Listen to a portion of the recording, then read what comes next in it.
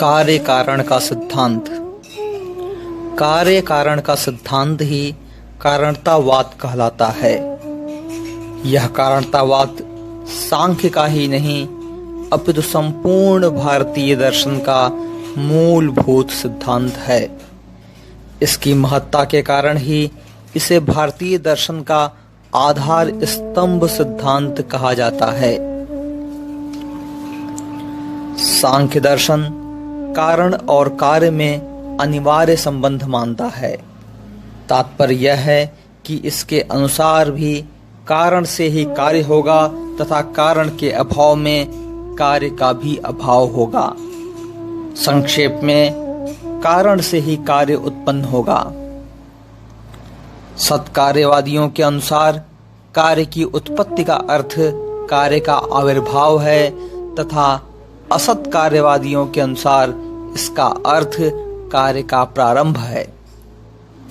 पहले के अनुसार कार्य और कारण में अभेद है, दूसरे के अनुसार दोनों में भेद है। सांख्य दर्शन सत्कार्यवादी है जो यह मानता है कि कार्य सत है। यह सत्कार्य अपनी उत्पत्ति के पूर्व कारण में भी सत था। अतः कारण से कार्य की उत्पत्ति का अर्थ सत कारण से सत का आविर्भाव है।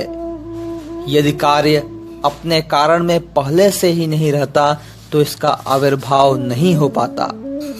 यदि तिल के कणों में तेल पहले से नहीं होता तो तिल से तेल का आविर्भाव नहीं होता। यही सांख्य का सत्कार्यवाद है। इसके ठीक विपरीत न्याय वैशेषिक का असत कार्यवाद है। असत कार्यवादी न्याय वैशेषिक कार्य को उत्पत्ति के पहले कारण में असत मानते हैं। इनका कहना है कि कार्य नया रूप है जो कारण में नहीं था, अतः कार्य आरंभ है। तंतु पट का कारण है, परंतु पट एक नया रूप है जो पहले तंतु में नहीं था। यदि पट उत्पत्ति के पहले तंतु में था तो कारण व्यापार की क्या आवश्यकता। सांख्य दर्शन में असत कार्यवाद का खंडन कर सत्य कार्यवाद का समर्थन किया गया है। सत्कार्यवाद की सिद्धि या समर्थन के लिए सांख्य दर्शन के द्वारा 5 तर्क दिए गए हैं। असत करणात्, उपादान ग्रहणात्, सर्वसंभवाभावात्, शक्तस्य शक्य करणात्, कारण भावाच्च सत्कार्यम्। असत करणात्, असत पदार्थ आकाश पुष्प के समान है और उसकी उत्पत्ति नहीं हो सकती। यदि कार्य अपनी उत्पत्ति के पहले कारण में नहीं था अर्थात असत था तो कारण से कार्य की उत्पत्ति नहीं हो सकती। बालू से तेल नहीं निकलता क्योंकि बालू के कणों में तेल का अभाव असत था। अभाव से भाव की उत्पत्ति तो असंभव है। जिस वस्तु का कारण रूप में अभाव होगा उसका कार्य रूप में भाव नहीं हो सकता, अन्यथा बालू के कणों से तेल निकलता। उत्पत्ति तो केवल अभिव्यक्ति है। तिल में तेल, धान में चावल, गोदोहन के पहले गाय में दूध केवल अनभिव्यक्त अवस्था में है। कार्य रूप में तेल, चावल और दुग्ध अभिव्यक्त हो जाते हैं। यदि ये कारण रूप में नहीं होते तो कार्य रूप में नहीं उत्पन्न होते। इससे स्पष्ट होता है कि असत वस्तु या कार्य की उत्पत्ति नहीं होती।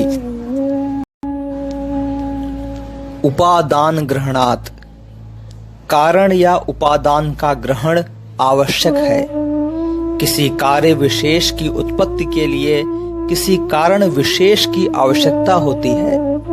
उदाहरणार्थ, मृत्तिका से घट, तंतु से पट, तिल से तेल आदि कार्य उत्पन्न होते हैं।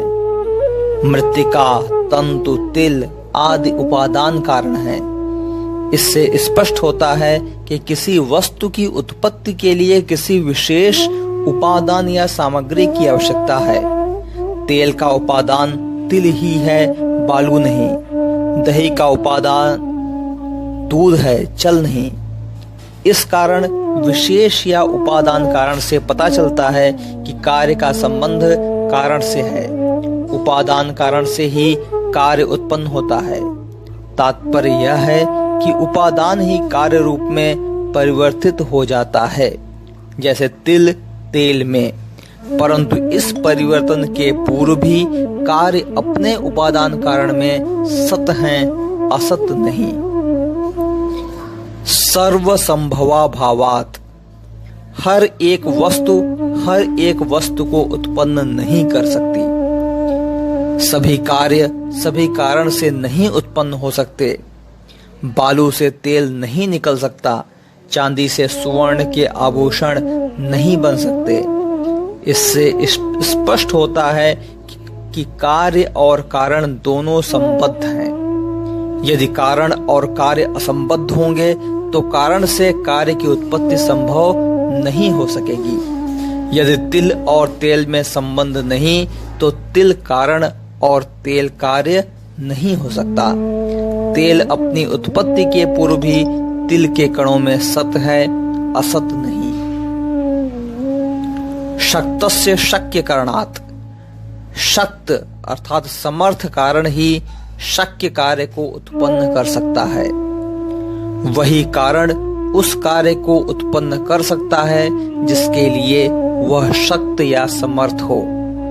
तिल तेल को उत्पन्न करने में शक्त या समर्थ है, बालू नहीं।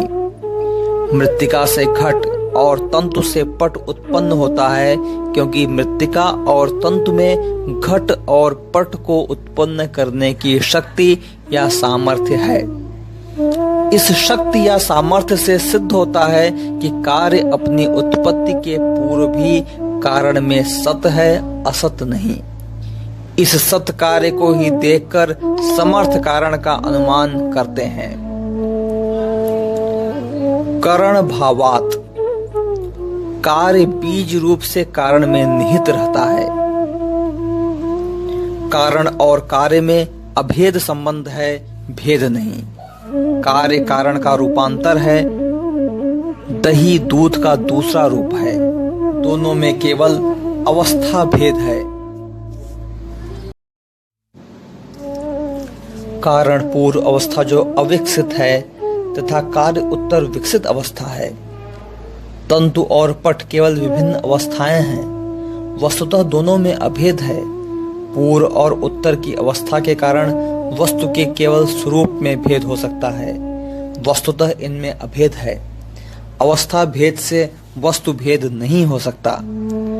अवस्थाएं कारण और कार्य रूप में भिन्न हो सकती हैं, परंतु वस्तु एक ही रहती है। वस्तु की इस एक रूपता या अभेदता से सिद्ध होता है कि वस्तु कार्य में सत है तथा अपनी उत्पत्ति के पूर्व भी कारण रूप में पूर्व अवस्था में विद्यमान रहती है।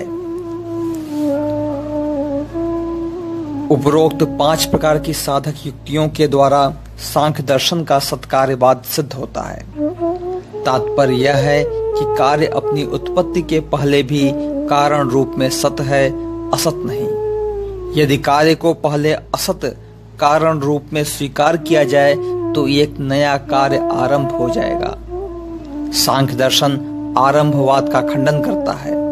सांख्य के अनुसार कार्य की सत्ता अपने कारण में भी विद्यमान रहती है, अर्थात कार्य उत्पन्न होने के पहले भी सत है।